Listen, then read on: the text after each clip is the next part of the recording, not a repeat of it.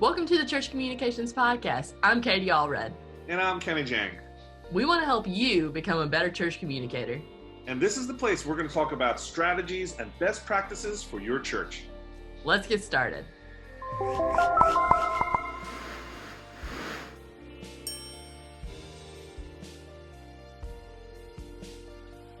Welcome to the Church Communications Podcast. I'm Katie Allred, and today with me I have Jason Hamrock from Missional Marketing. How are you doing, Jason?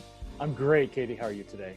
I'm doing pretty well. I'm a little sleepy, I won't lie. It's a nice dreary Monday here, so it's quite overcast. So I've been a little sleepy, but I believe in us. We're going to get through this. So, You bet.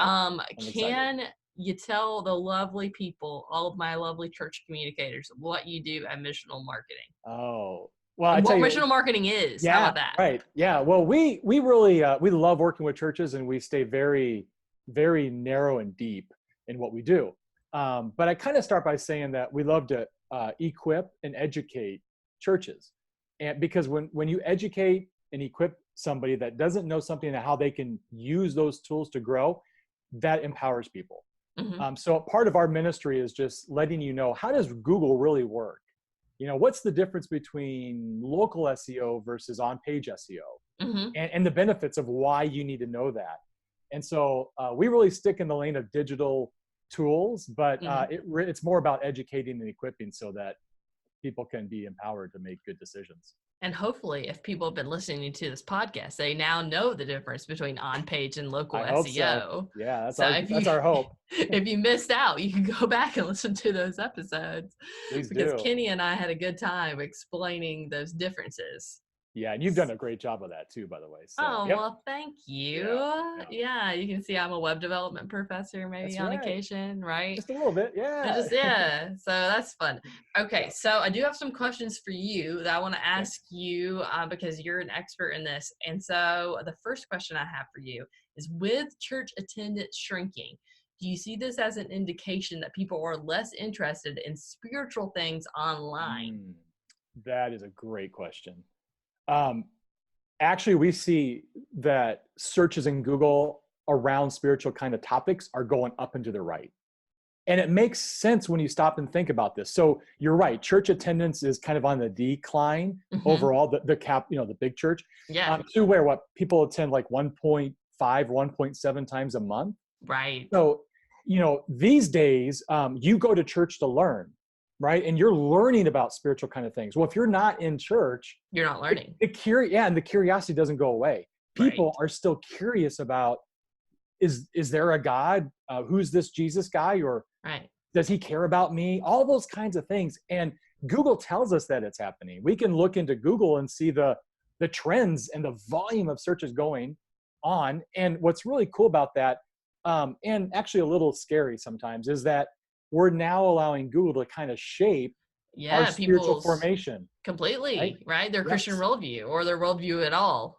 Exactly. So you could have secular things educating you. You could have certainly other religions educating you. But we want the Bible to educate you. Right. And so that's done through a local church. So I can remember thinking back in probably 2002. So I was very young. I remember thinking, I need to write all the answers for people who are asking all these crazy questions on the internet. Isn't that funny? Right? So I'm like 12 in 2002 and going, why isn't someone telling people these specific, because there's these long tail keywords. If you don't know what a long tail keyword is, it is basically people asking a question, like a full question, right? So even today, I asked a theological question to the internet. I asked, is there something different besides Arminian and Calvinist?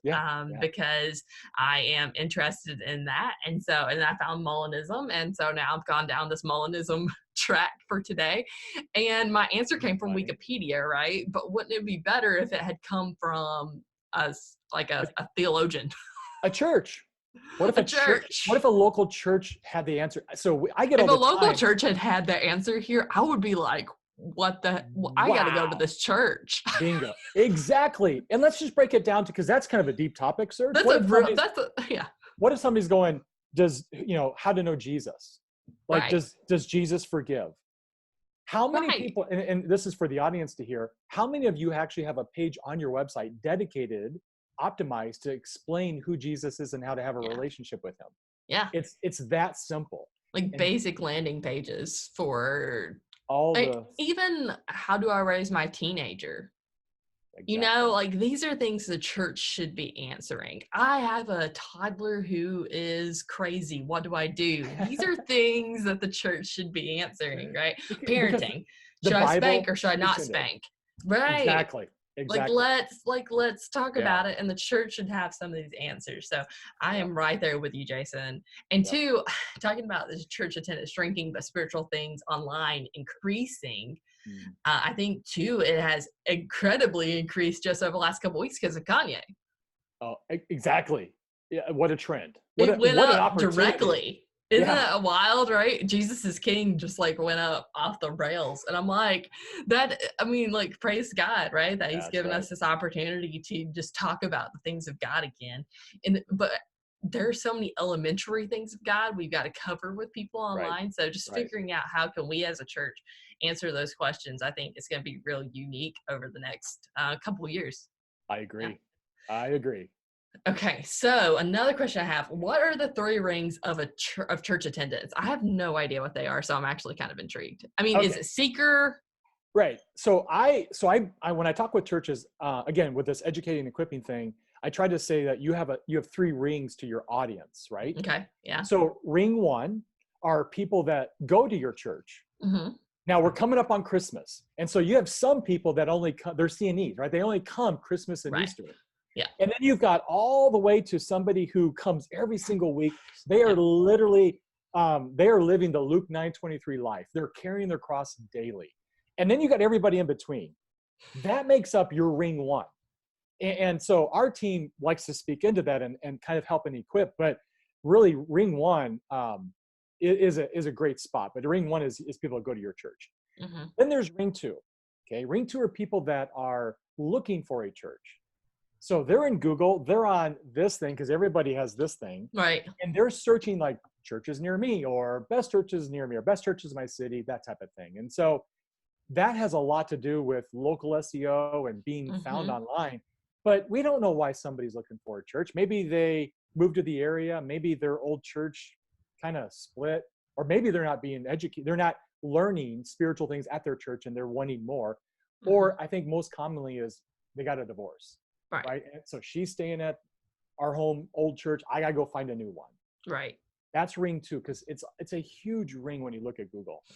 And so not only are you I don't like to say that we're competing with other churches, but there are definitely other churches that have other philosophies and religions that we would be competing with. And so if somebody doesn't know anything about God, but they church at all, they want to go to church, you might end up just finding a different kind of a church. Right. Right. But that's ring 2.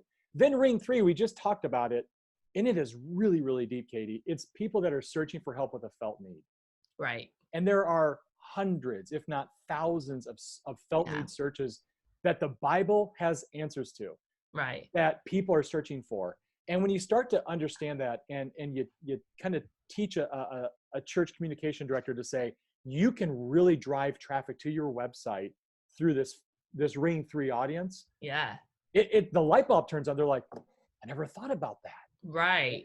And then we get into some really cool strategies about pastors. Yeah. How we can do that. Yeah. Isn't it wild that churches never think about that? For me, it's like I automatically think, of course we need to answer these questions or whatever. I'm a digital native and more of a digital native than even other people in my generation. Like, of course, I've grew up completely online. I'm very into it, been into it for a long time, been a part of the online community for a long time. But it just seems so obvious, right? You Google things all of the time. Like, why shouldn't your church be the first answer for those things? So exactly, that's great. And using the Google the different tools that Google offers. And you can tell. Yeah, exactly. That's the great part. You can find out in your specific area what people are searching. Yep, and we do that for churches. We offer that as a service to say, let us just inform you about what that looks like around your area. Right. Like, are they searching for help with their teenagers? Are they searching for rehabilitation centers? Are they searching for these things? Like, your church probably offers divorce care. Is Exactly. divorce trending in your area? That sounds terrible, but like, is it, right? As a We know it search, is. So right? how How can we as a yeah, church support it? Is gotta another head thing that off. altogether. Yeah. Yeah. Okay, so what are the best methods a church can use to impact their growth? So we talked Oh, about this yeah. one about answering the felt needs on their website, but are there others? Yeah, absolutely. So when I talk to churches, and I used to do this as a communication director, I kind of put a pie chart in front of me to say, if this is how we get new people, what's that pie chart look like? Of course, people drive by and they see our campus or Hmm. campuses. So that's there's a percentage of growth there. We have events or conferences, and there's percentages there. There's social media stuff, so there's a percentage there. So I wanted to understand, what does that look like, and say, what can I impact? Now, I've always said this, and I believe it 100%, that the best way to grow your church is with your own people. Hmm. I think that makes sense. Like, you need to not only invite, but bring your friends and families and neighbors and enemies and mother-in-laws. Like, you need to bring them to church. And that's always the best way to grow your church.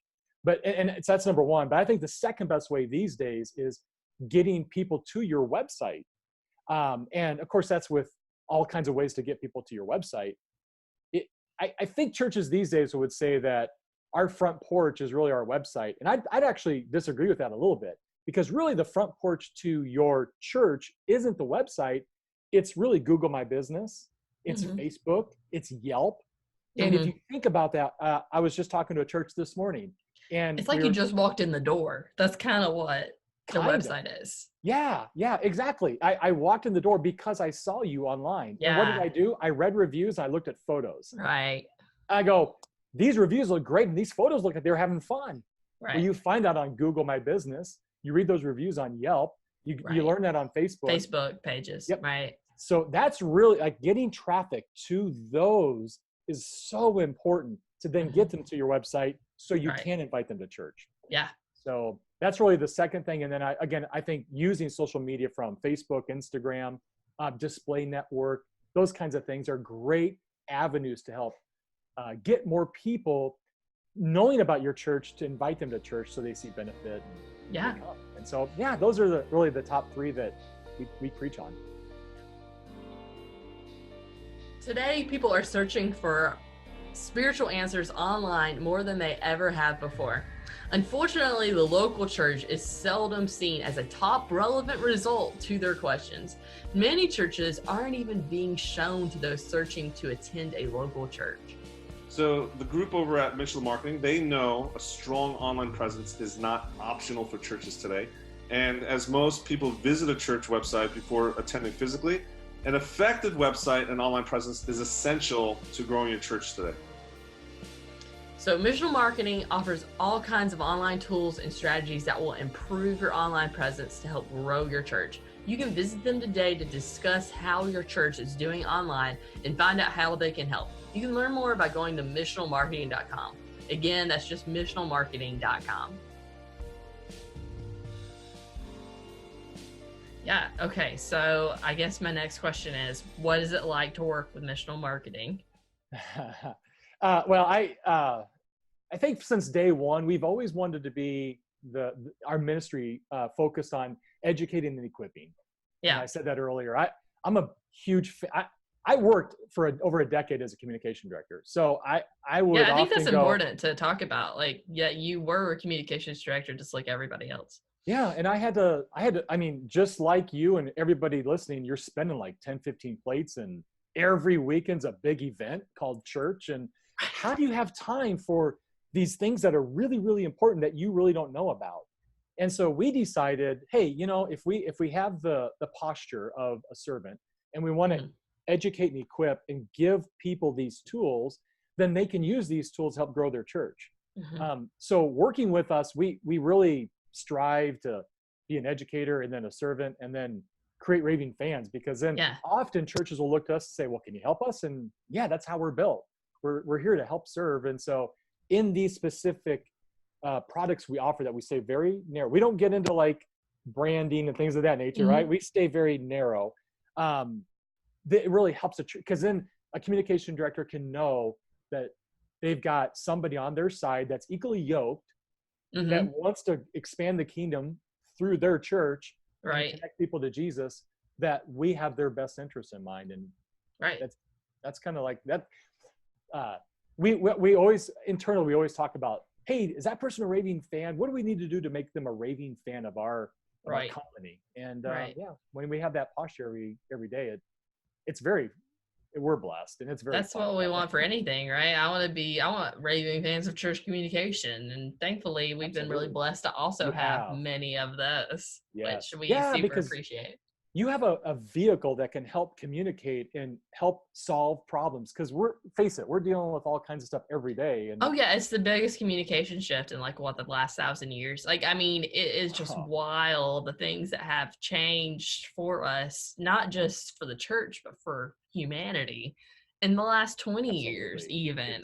Has been wild, right? We used to not have email just in the last 20 years. I know, isn't that crazy? So we're just getting started, I believe. I think, me and you, we're not in the same place geographically, and we can have this conversation over video chat.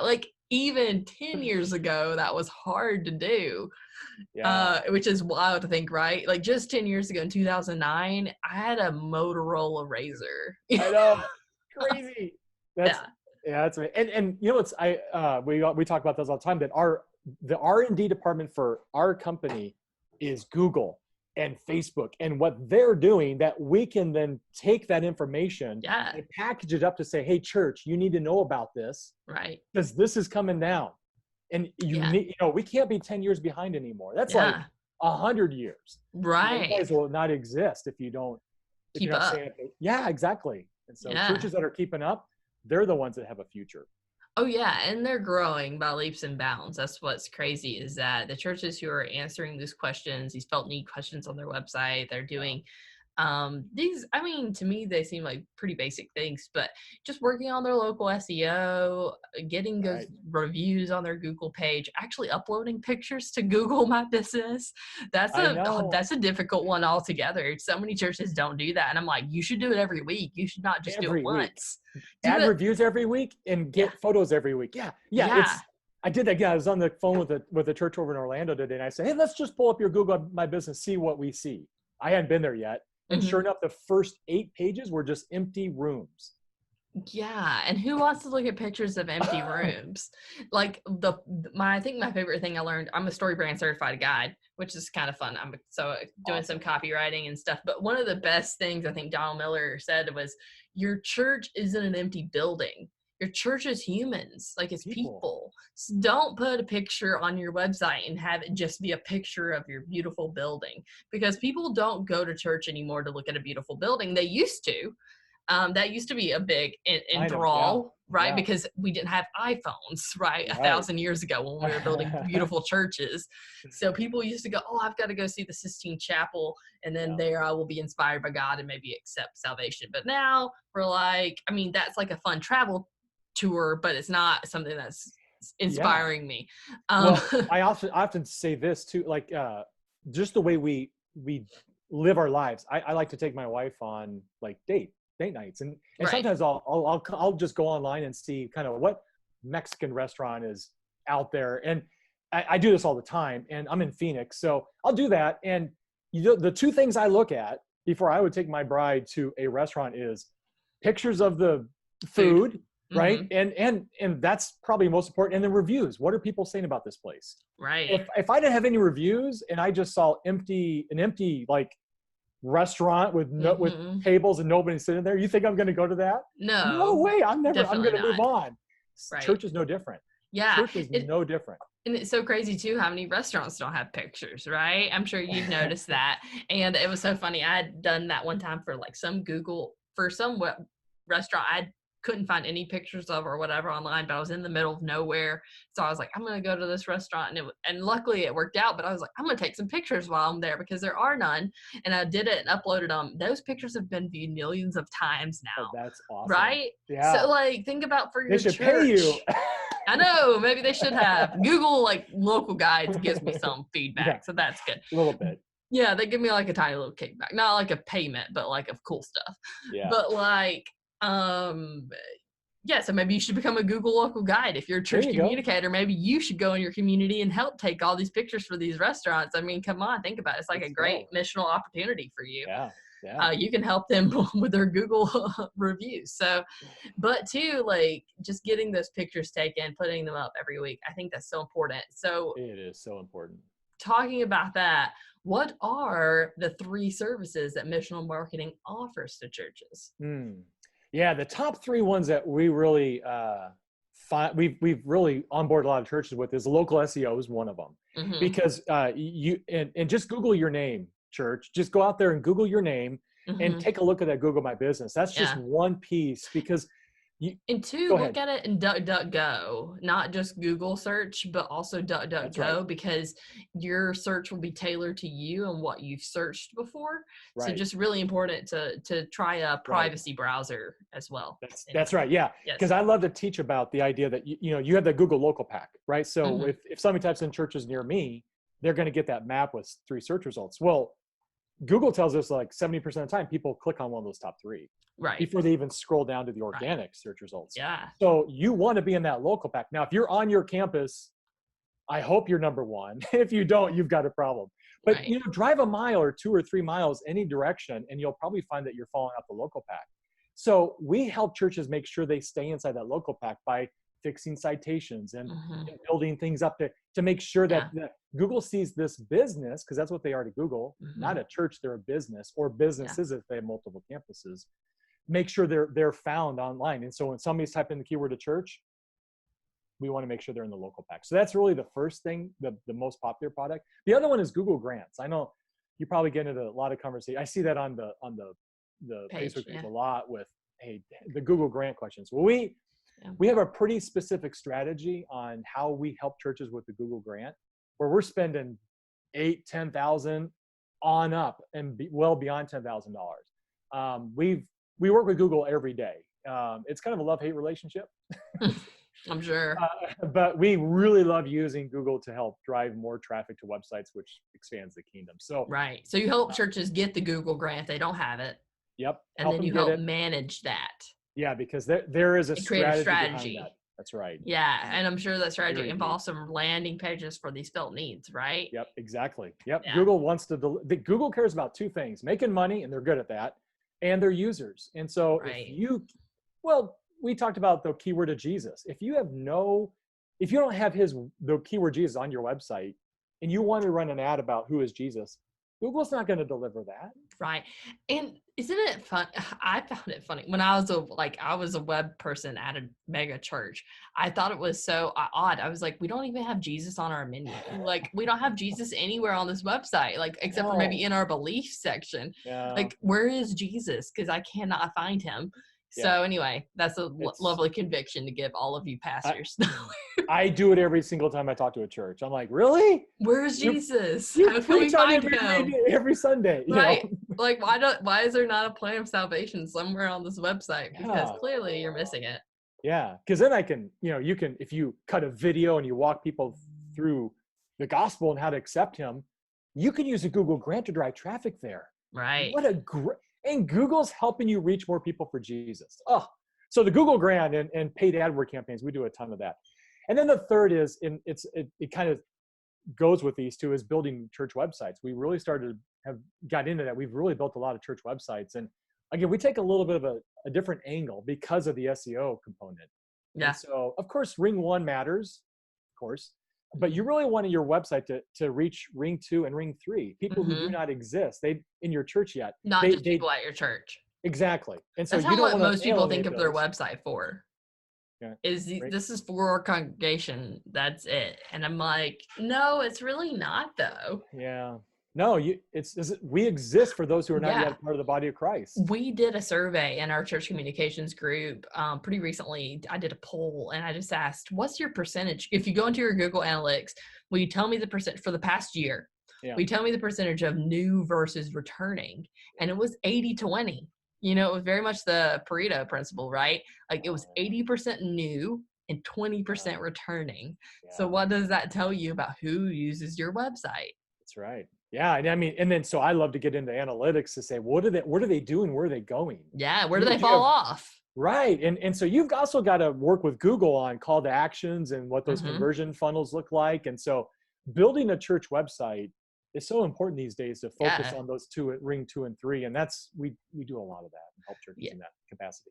Okay. So tell us about your special offer, your special deal that you can help churches with if they're trying to do something like that. So if I'd love to put together a packet of research for you, for anybody who wants this. Because we want to, first of all, we want to crawl your current site to tell you. If you're listening or watching.